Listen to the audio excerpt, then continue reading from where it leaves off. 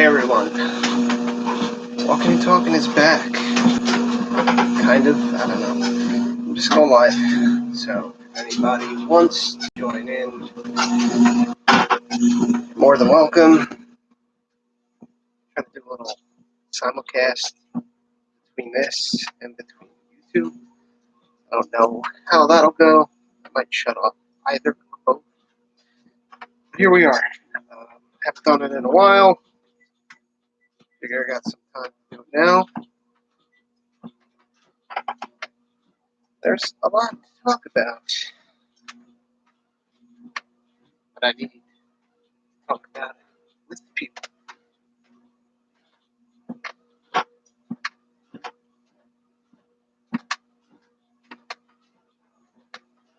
So basically, date, where I'm at. It's been actually not a lot going on. A lot going on, but not a lot going on with this project, this Walking and Talking project. That's mainly because I really haven't had a lot of time being involved in shows, working, and stuff like that. And, I've mentioned before, I have wanted to kind of change it up a little bit.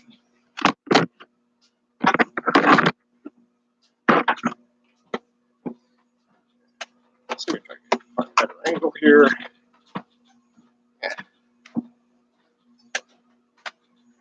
don't want my thing to keep falling.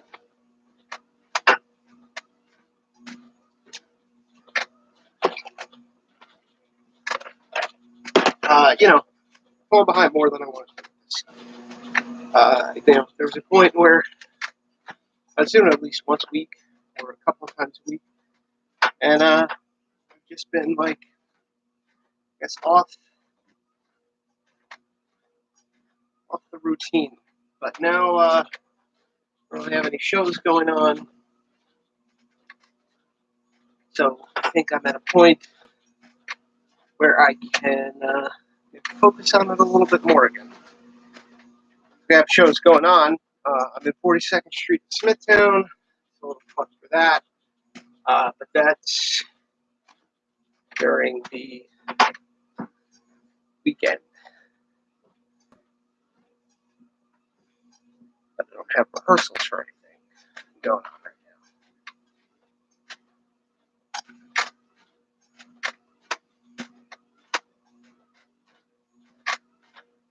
So I am just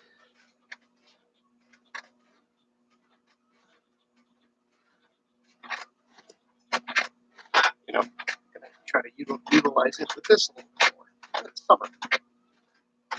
Gonna try to keep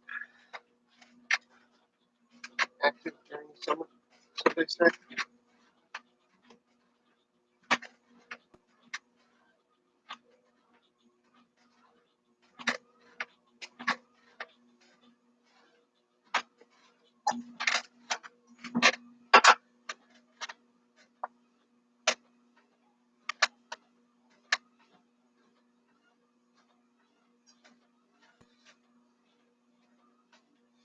I had the little spin-off of Walking and Talking. It's Walking and Talking out in the open. Something maybe I should try to work on a little bit too. It's just a little awkward for people kind of walking by, just seeing this goof talking to his cell phone.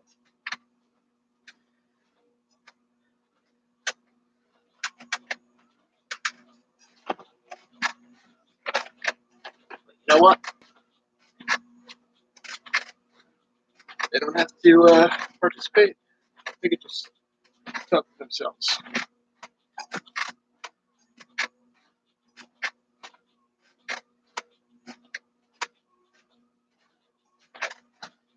So I talk a lot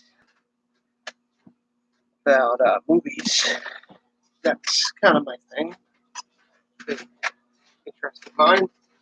And I've been doing pretty good keeping up with them this summer. Just did one today. I did yesterday, which is Danny Boyle's new movie about a world in which the Beatles never existed overnight. Like one day they know they are, next day the lead character Jack wakes up, nobody can remember, and kind of see where the story goes from there. I was really enjoying the trailers and everything. Big Beatles fan, so I was just kind of sold on the concept. Now watching it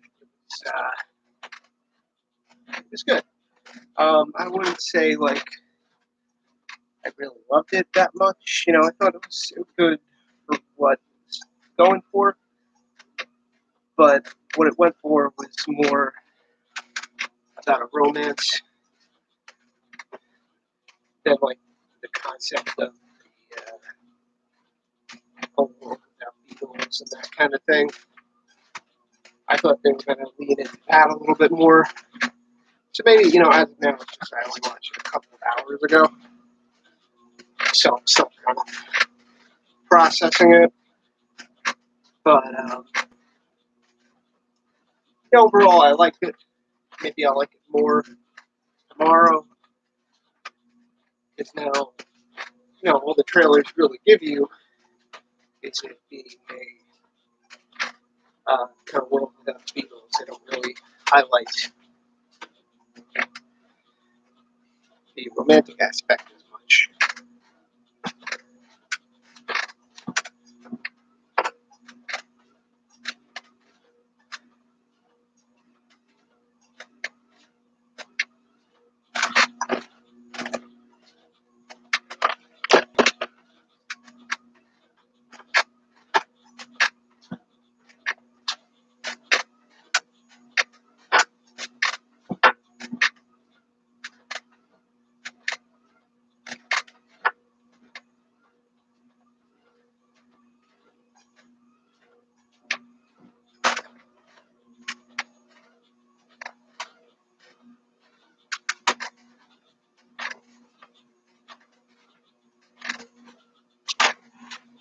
Sure, I'm just spacing out.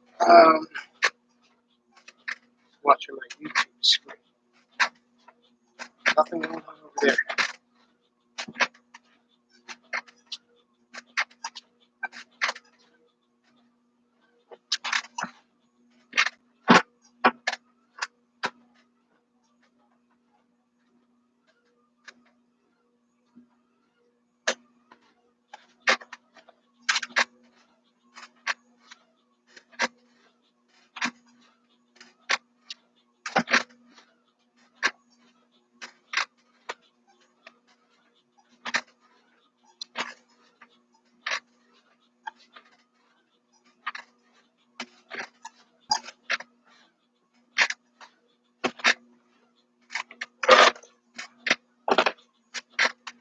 Then some other movies.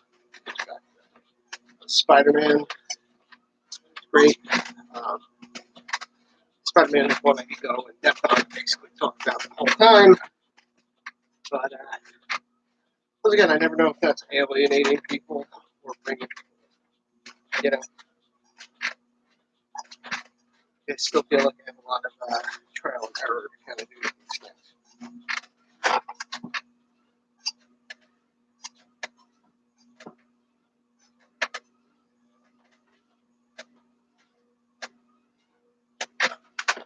If you got something to say about Spider-Man, you want to go a little bit deeper on that, talk about that. But, you know, Spider-Man, already watched it twice, and I was kind of like, in my head, a little bit more nitpicky than I have been with like other Marvel movies, you know. Maybe it's just because my expectations of this one coming after Endgame really heightened it, and just the way they interpret certain things and focus on certain things in the movie. Kind of just that wasn't what I kind of thought it would be. But then there's a lot of stuff that's really great and I love it. It still works. And, I watch it twice and I feel like now I'm kind of getting over what I was thinking about. Not to just enjoy it for what it is. It happens, I didn't really want it to happen. But sometimes it works for better, sometimes it doesn't. With something like Dark Knight Rises, it went to not liking it as much as I really wanted to.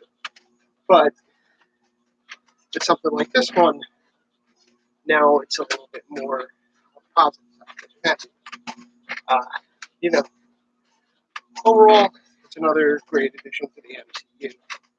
And I really did like it a lot. I wouldn't call it my favorite, but like I wouldn't expect it to like really get close to Endgame or Infinity War, which we'll be learning about again soon. The future going forward to see kind of what the next phase will build up to.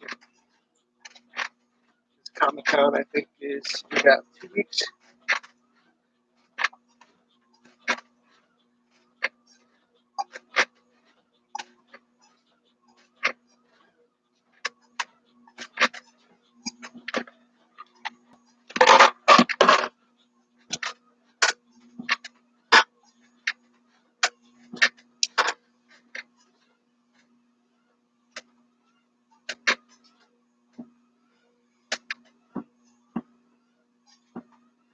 Like I wish I had better camera angle for this.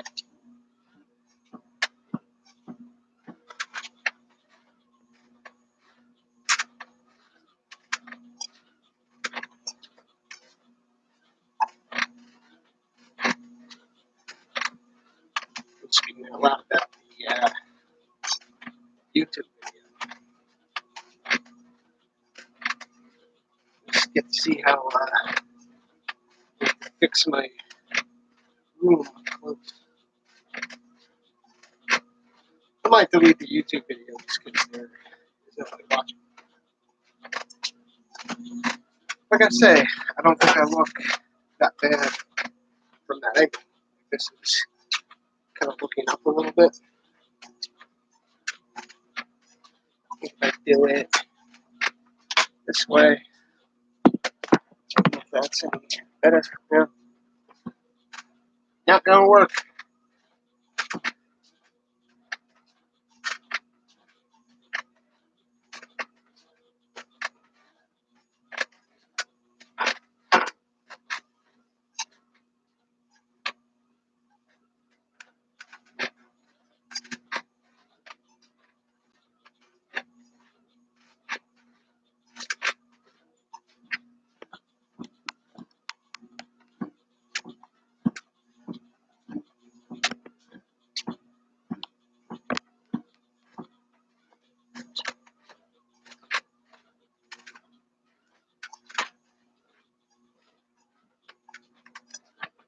So onto the summer movie scorecard so far.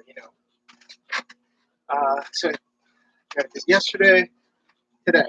Spider-Man last week. I did Men in Black International a few weeks ago. I did Toy Story 4. I did Dark Phoenix. I did Godzilla. I did Aladdin.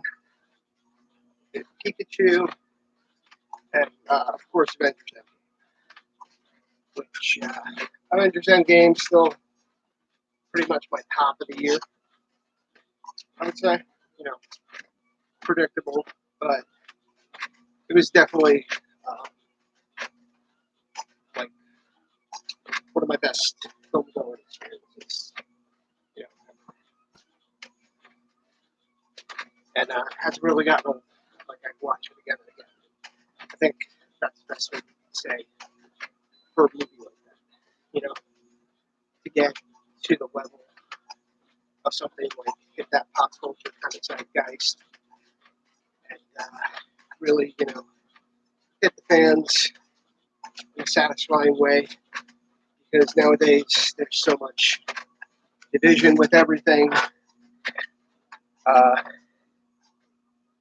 if something doesn't meet expectations, that's the worst thing ever. If something exceeds the expectations, it's the best thing ever. Is Avengers Endgame the best movie ever? That's hyperbolic. I think it's one of the best movies of its genre. For me, it'll be one of my favorite movies ever. But, it's not like,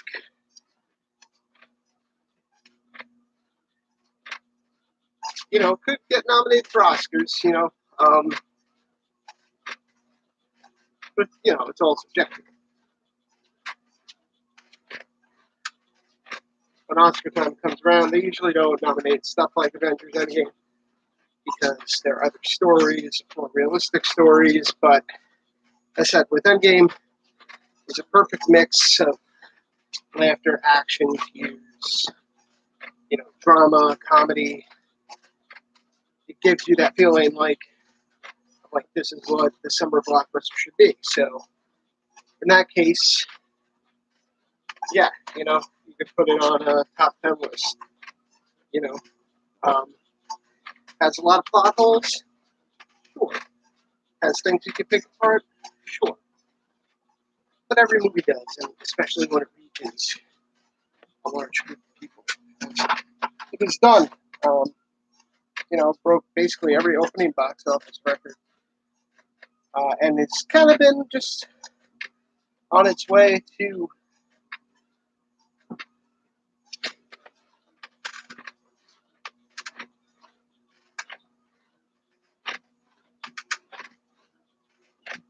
been on its way to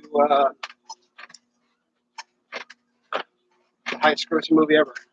Sorry about that. Delay. It's not my part. Highest grossing movie ever.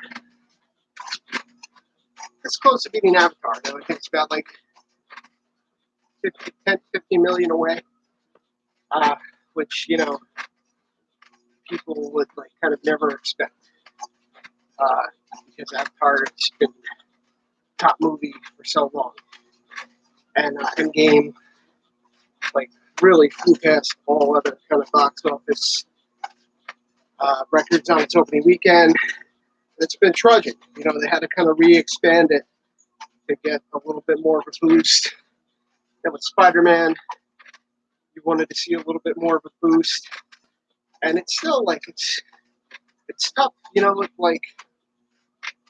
it's still there. Like when I was at the movies earlier, there were still a couple of people in the theater. So, I'm hoping it does. People, I think, would have liked it to happen quicker than it did. After it opened, people were like, it's going to be the highest grossing movie ever. Then it kind of dropped. It was a little bit more front-loaded. Still making huge money. But something like Avatar or something like The Force Awakens, which are like the other number ones, they both came out around Christmas. So you got to factor that in because they had kind of December, January, basically the whole winter season was really good for a blockbuster. If Endgame came out around then, could have beaten it because there's a lot more people going to the movies that time of the year, or at least, summer might off, but a lot of people are out there in winter, and that time of the year, movies tend to hold better. That's what I was trying to say.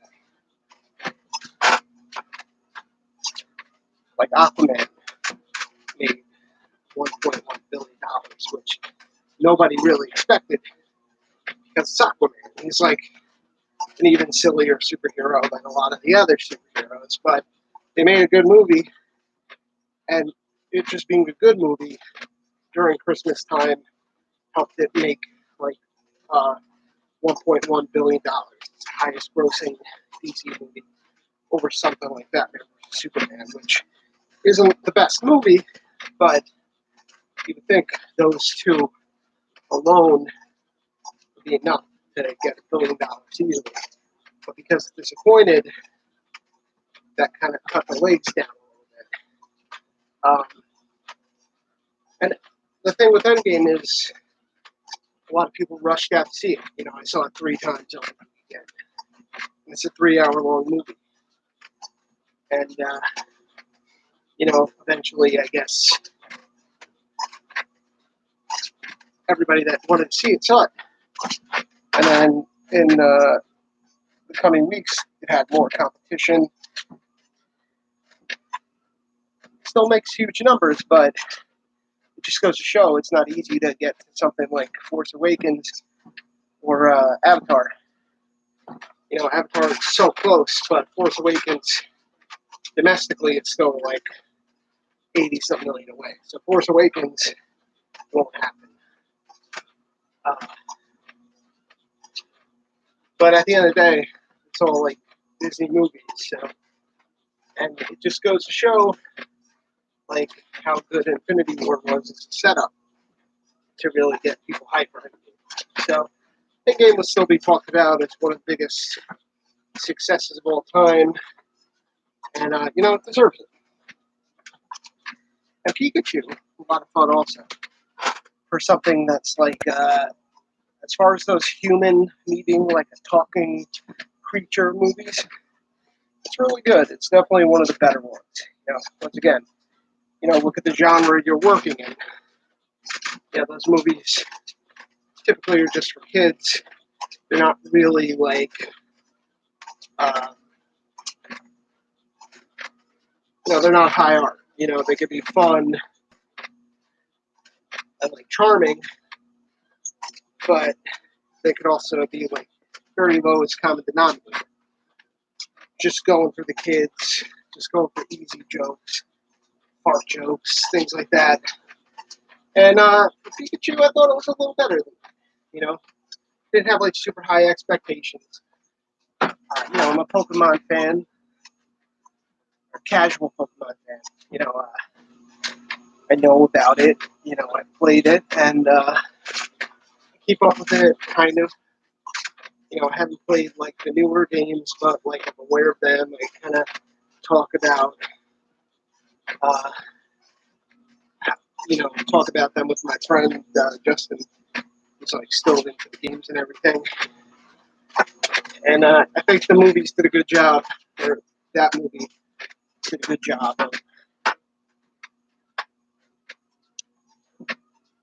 bringing that to live action and still making it fun work as well as it probably could. Still got a little weird towards the end in a movie with like little talking Ryan Reynolds Pokemon, but you know, it's still kind of cool. It was cool to watch. It was entertaining, you know. After that, I saw Godzilla, King of the Monsters, which is one I actually thought looked really, really good, and I was excited for it. And let's see it in IMAX, and IMAX has been really something I've enjoyed as a way to see movies. Like I've been to IMAX movies before, but I never really made that like my first choice.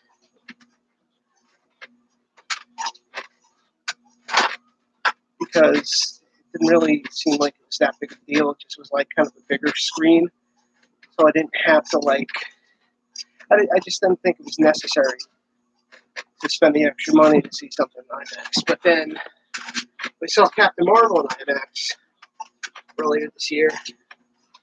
And I thought it really enhanced the experience. Like, maybe it's just because of the sound design of that movie. And you feel seat shaking and like the scope of it and everything. So I ended up really like kind of loving it. So Shazam and IMAX and kind of same deal. Like makes you feel like you're more into it. The sound is like so good and the picture's great and it makes like a movie, which I'll get to, Dark Phoenix, which is an okay movie, but I thought it was like I was more engaged with it because it was in like that IMAX format.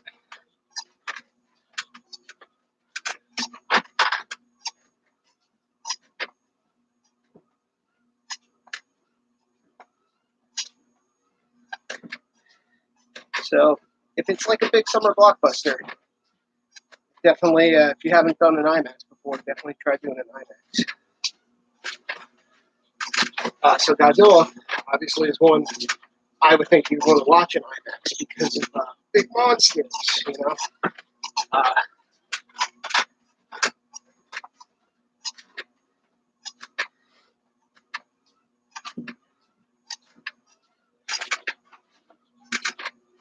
And that part of that movie was really, really good. Great, you know, great.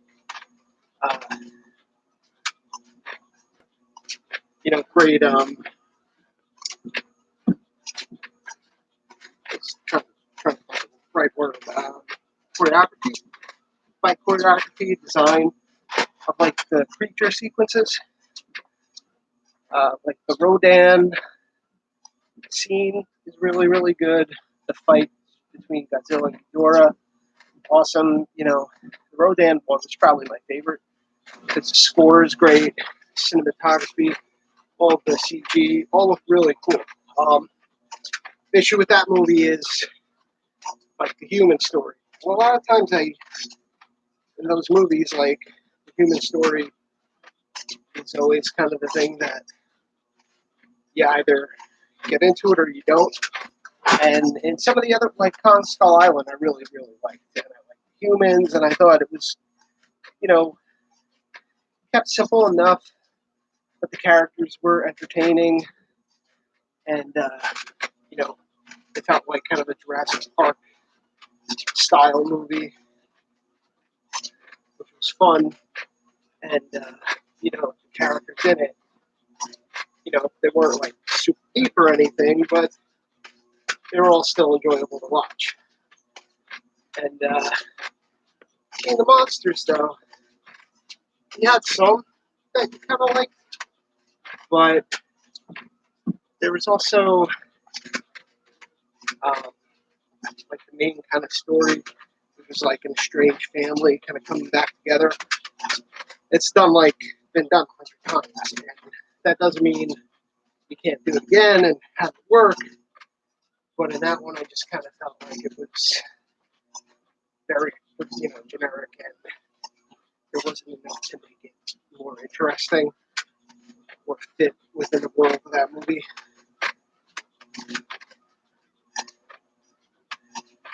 So, like, definitely weighted down. It's too bad. There's creature stuff, really good, really entertaining. Godzilla himself, awesome. But I'm looking forward to Godzilla vs. Kong. But overall, it was like good. I wish it could be better. And I have like the other movies that are just this other movie that directed it called Trick or Treat, which I love. And if you haven't seen it, you should check it out. So, but in Godzilla, it's like you have your main character. It's like dad, played by Kyle Chandler, and you know, Kyle Chandler's like an actor to me that I feel like he's always like either like a pretty good supporting actor, or as a lead, he's just kind of like just I want to say bad, but he never really grabs me. Like I probably haven't watched enough to really judge. Like I hear he's really great in Friday Night Lights TV series, but a lot of times he's just kind of like your go-to like world on his shoulders kind of dad, and that's what he does in this. And you know, he played a very similar role in this movie Super 8.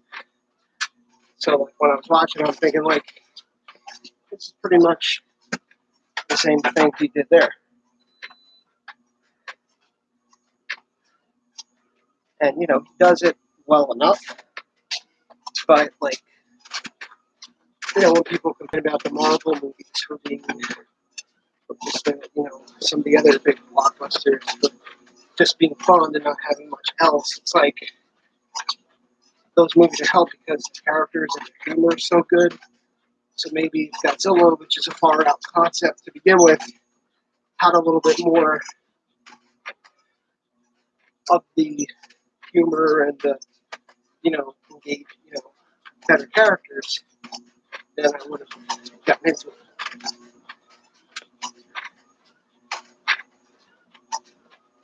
But once again, help by IMAX. And, a lot of times when I watch this, because I follow the reviews and everything, like you can see the movie's got mixed reviews or negative reviews. So when I watch it, I'm not going in with like huge expectations that I'm going to love it. Like I'm expecting it to be just okay. So when I watch it, it's just okay. I don't really leave disappointed.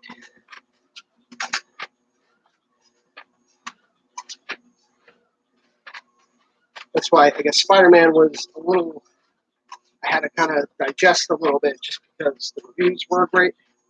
So I was expecting it to be great.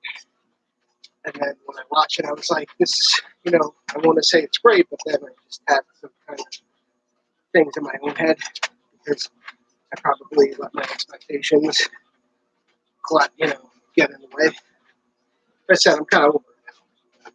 Say Spider-Man is great.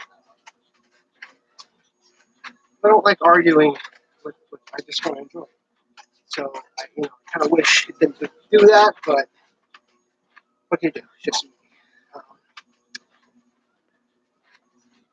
Then after that was Dark Phoenix, which again, obviously the reviews are pretty bad, very bad for an X-Men movie, and there's a lot of disinterest from like kind of the fanboy community in general.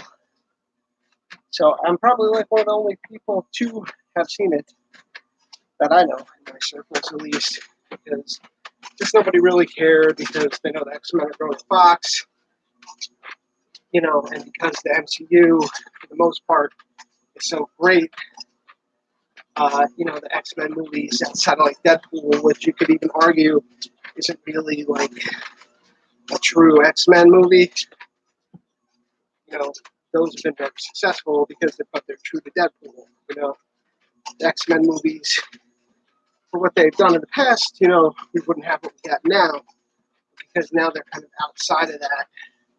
It seems like every time they come out, the larger group that's like, go see an MCU movie, they won't see a Fox movie because they know it's not going to be that great. And I guess Dark Phoenix never really grabbed that audience that goes to see these big superhero movies. And honestly, like, I didn't think Dark Phoenix was horrible. I thought it was okay, once again, lowered expectations. It was good for me, but lowered expectations, like all the acting is really good, and once again, IMAX and the sound and everything, like, which, you feel a little bit more immersed in the story. It's just, they always keep it kind of grounded. It's like a big space out story, the Dark Phoenix story in particular.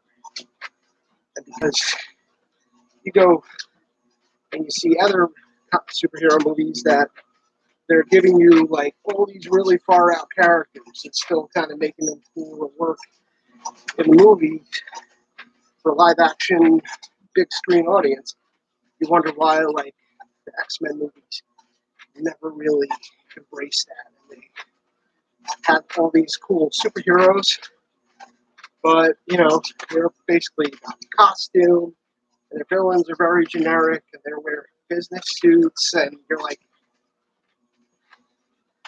the action is still cool, X-Men are still cool, but we still haven't gotten like that full out like comic book X-Men.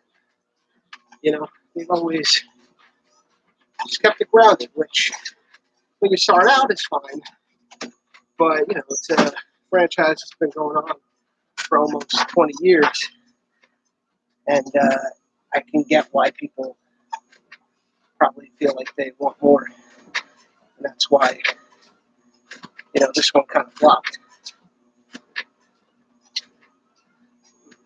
Did flop.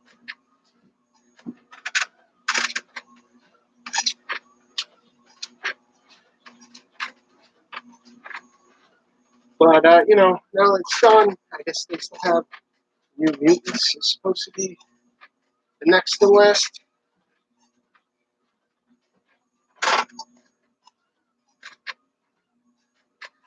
Yeah, we'll see if that ever comes to fruition.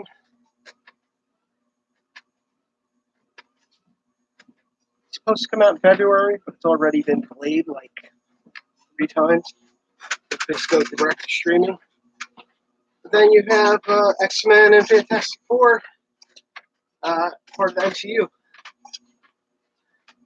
You know, by all accounts, it's still going to be a while before we actually see them in the movies. Probably still be like another 4 to 5 years, I would guess. But, you know, that would still be exciting when they do. I feel like they could probably get away with doing Fantastic Four within like the next year or two. It's been a while since that last movie. And, you know, the MCU overall is like so rich and, you know, had so much goodwill that you could throw in, I feel like, Fantastic Four or characters associated with them into like Captain Marvel or like Black Panther or something. Kind of like what they did with Spider-Man. You know, Spider-Man on its own franchise started losing that goodwill. They threw him into Civil War, and really earned like a lot of interest back. And now, you know, people probably can't picture any other Spider-Man. So maybe they do that with some of these characters. You know, put them in like one of the things coming up, get their interest, and then do a new movie, you know, new Fantastic Four, new X-Men. You know, if I do get on, you know, again within the next couple of weeks, I'll try to probably talk about it, give my thoughts on it. You know, I'm very easygoing most of the time, so I'm sure whatever they put out there will end up being cool, and I'd be excited.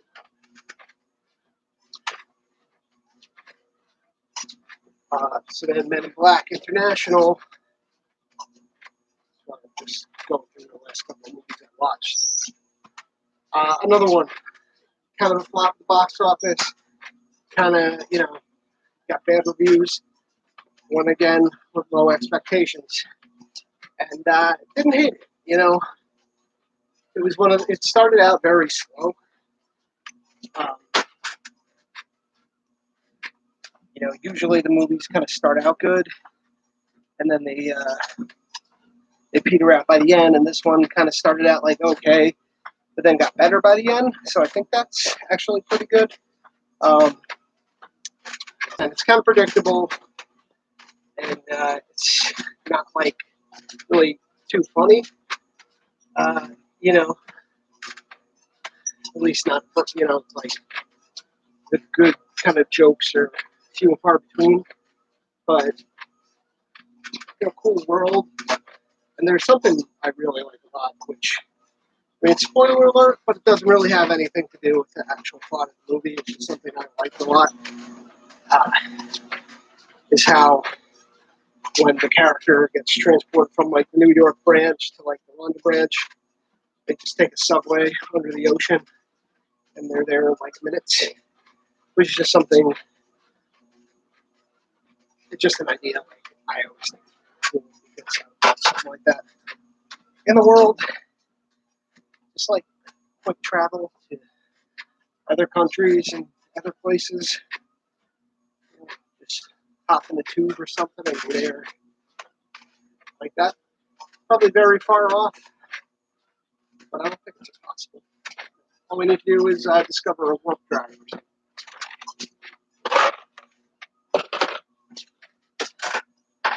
Yeah, I haven't really seen anything like I really have disliked. But maybe that's just because when I go to the movies, I am only really going to see stuff I wanted to see already. Like I said, maybe that last Hellboy wasn't very good. But again, I'm going in with very low expectations because I know it got like horrible reviews. So I can't say it was like, I don't get like passionate hatred about it, you know? I'll just say like, yeah, wasn't great. Hey,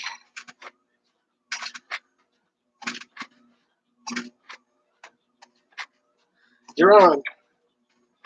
You're always great. You always pop in.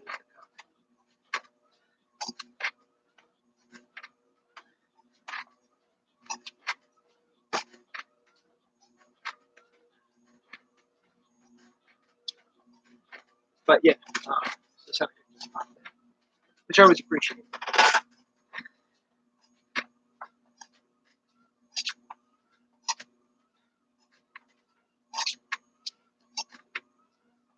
Instead of walking and talking to somebody, not just talking to the screen.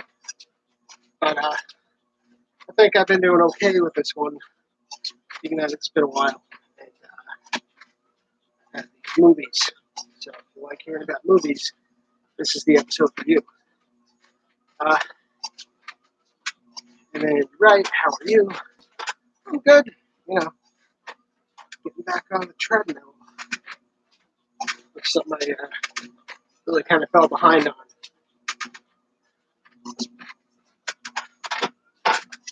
But I felt like today would be a good day to do it.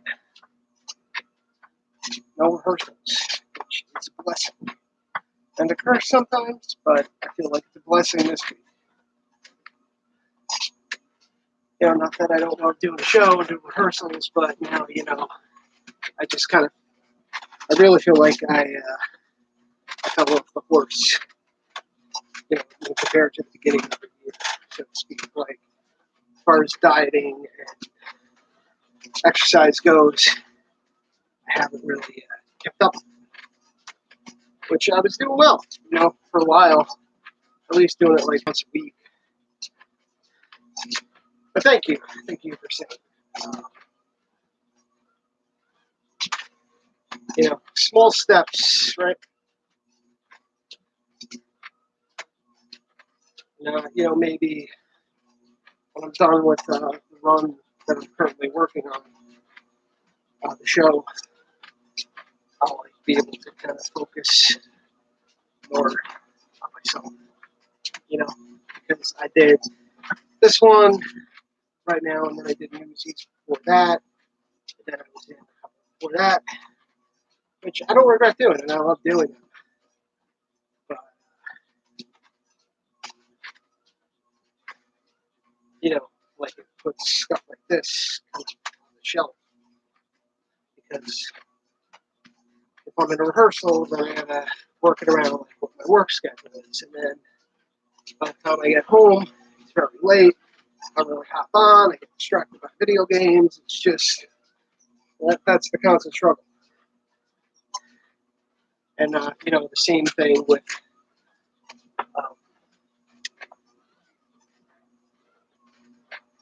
with like food. You know, you're always on the run.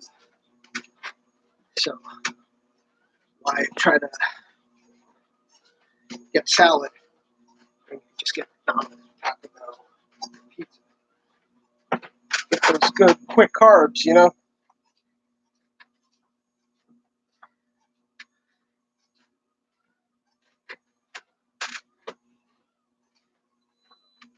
So maybe if I was like in an area that didn't have access to it,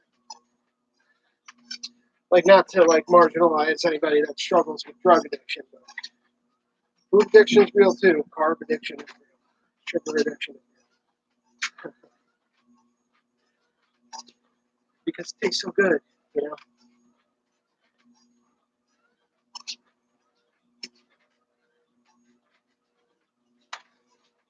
I gotta experiment with that game on the treadmill. I don't think it's really physically like possible. You're holding a controller. It'd be hard to focus on that and do this. But there was one day where I was sitting in my chair and I was like trying to move my legs the way I would on a truck. It was very pathetic, but that's what happens sometimes. It's a way to make myself feel better. Also, what I could do is put the VR headset on.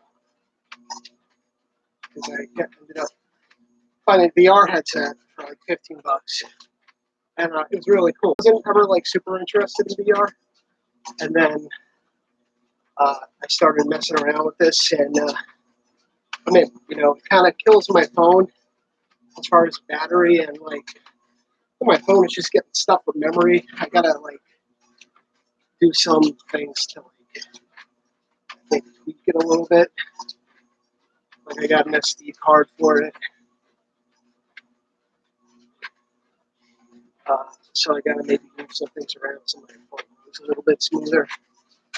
My phone's also like 3 years old now.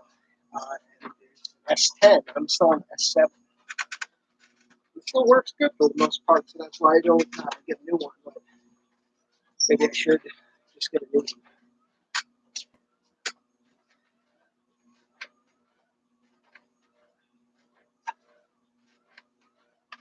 I've had my eyes on this YouTube stream.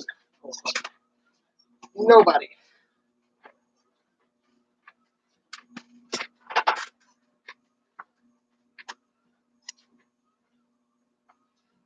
Oh well. Gotta build an audience. I need to get like legit guests on here. Or I need to do more things to make it a little bit more dynamic.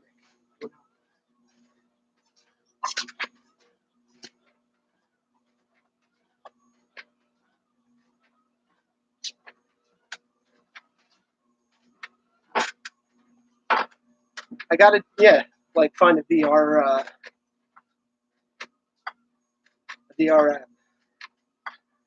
But then I feel like I couldn't do walking and talking.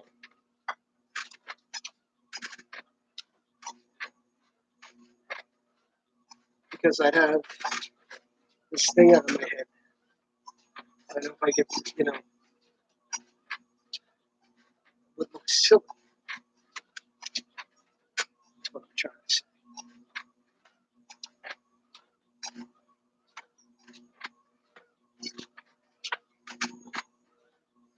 Well, I know you do your live stuff, and I guess you always get good viewership for that, right? Always, when I do listen in from time to time, and I hear you answering questions, and you're able to keep a pretty good competition, you know.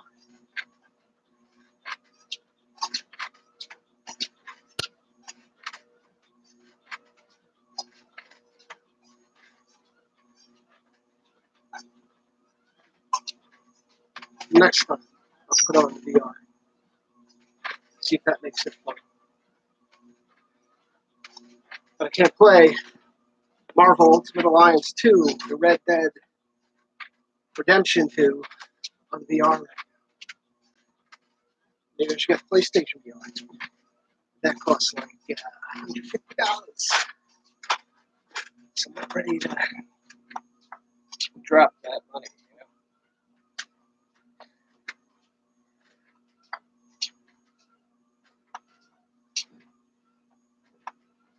But you are correct. Never know until you try. So,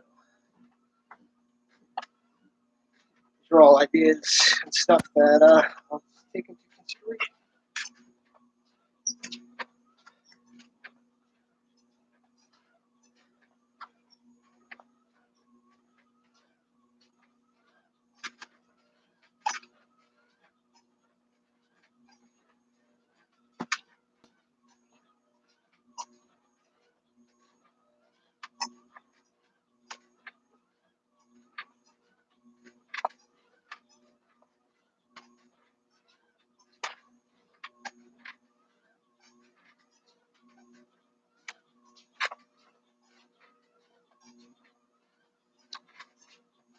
It always seems like it's there's never a right time. I guess until you really build up an audience, you know. I guess there's some YouTube personalities and probably other people on Facebook. Like, if you got an audience and you have people that like your little, your shows and everything, they'll pop in whatever time. But if you're going on now, like 7 o'clock, people are at rehearsal or eating or out probably. So, and unless you're just listening to it, it's not really visually the most interesting thing.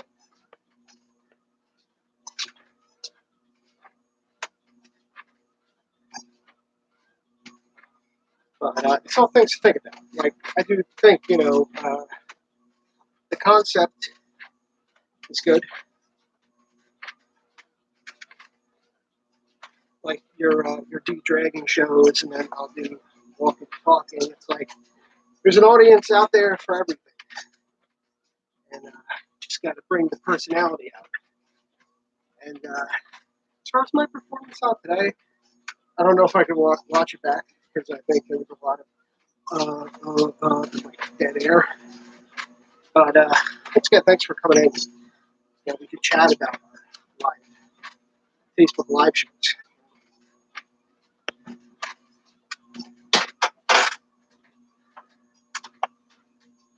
That's the one I did on the sidewalk, actually, that most people watching that I think I've ever gotten. I've gotten some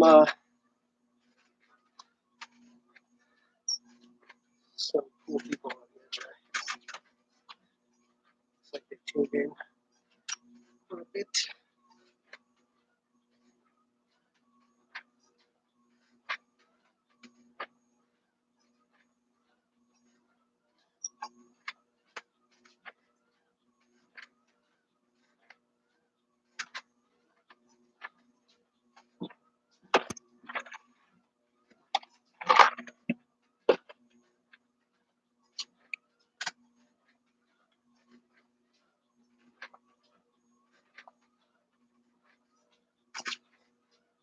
Overall, this is a successful episode.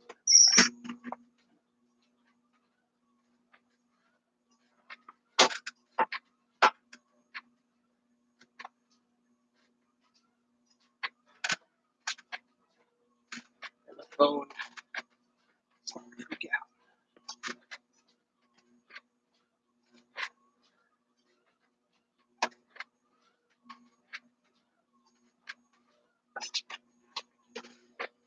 All these app closing notifications.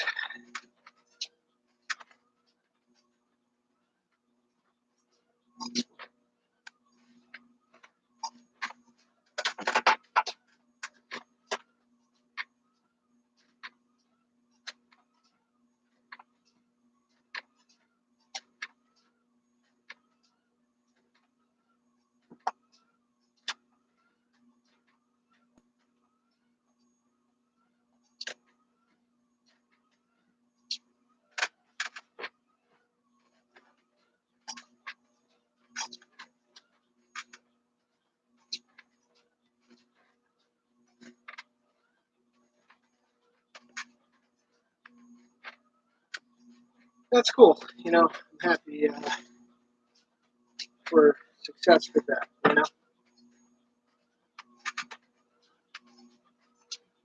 Like you say, gotta keep doing it. I don't know if you don't try.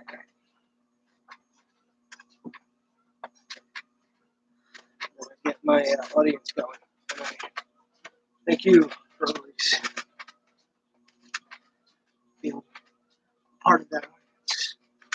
Walking and talking.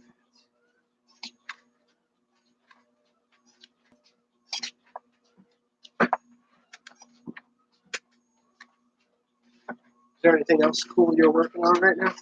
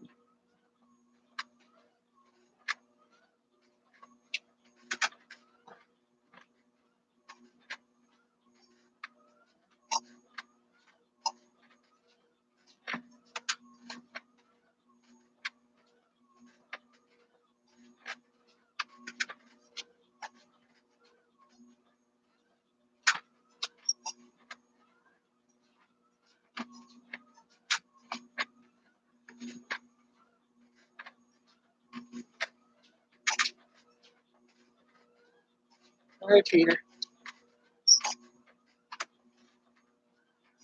Getting this Samsung Experience service keeps stopping. I guess it's not affecting the video.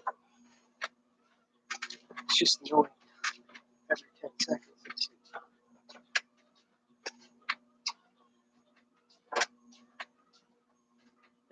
There it goes again.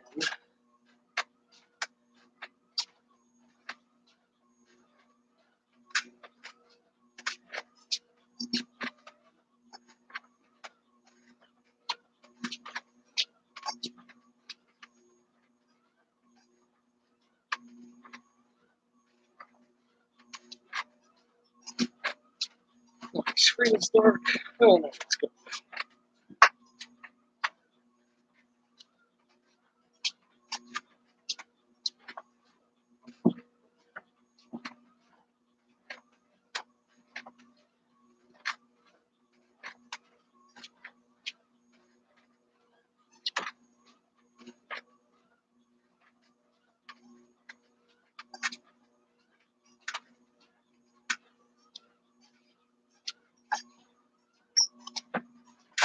So, I guess probably be wrapping up in like another minute, but I think it's a pretty good one.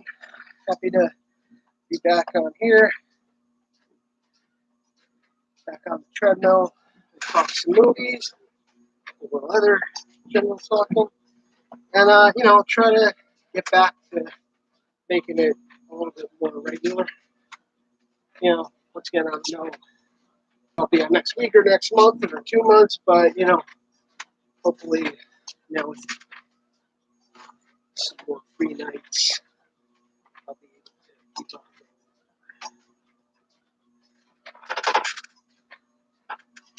It all sounds really awesome, and maybe I'll try to check it out one of these days. It's kind of that one we did at CM, but I was also working, so I really watch it. But, continued success, and seems like you're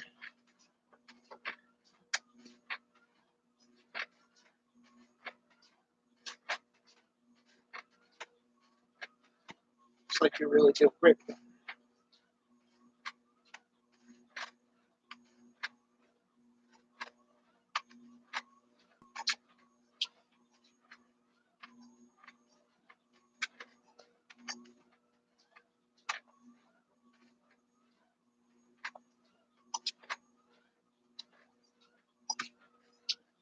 I think I'm gonna start to cut it down now. So next time, keep walking, keep talking. See you later.